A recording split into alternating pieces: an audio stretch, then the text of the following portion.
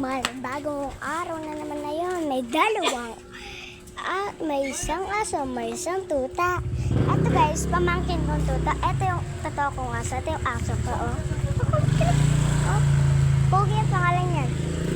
Wait siya. May filter lang kasi para mas paganda yung sa si Pogi guys.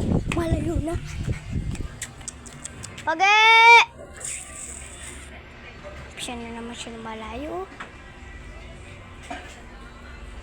Sa guys, nag-alam siya na matataihan. Ganda na ng filter ko. Di ko yung langit. Saan na siya?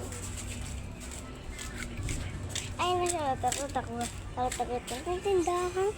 Ang daming pameta. Madaming ano dito. Madaming mga bahay. Madaming yung mga halaman. Hanggang doon. Ayun. Ito yung... At ito yung... Ayun. Pamangkin ko yan, may-ari. Ay, guys, tuwa tayo na yung asa ka. Baka makita na, baka madidi pa kayo. Lang. Baka madidi kasi kayo. Alam niyo yun, yung tumataas siya.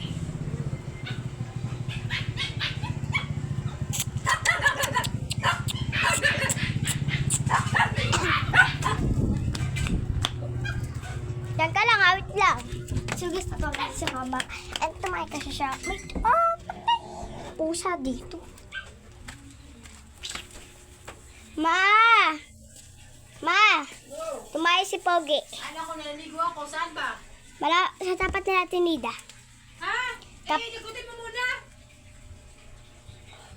Di ako marunong magdakot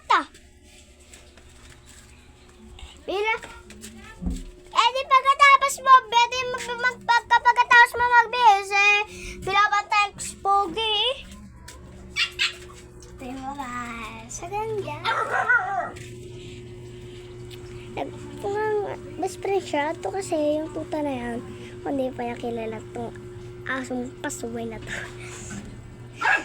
Tignan mo, nagkaroon tayo yung panahon na yun.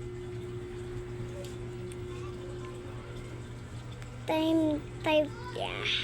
Yung aso ko, kaya pangalan niya, yung black tuloy.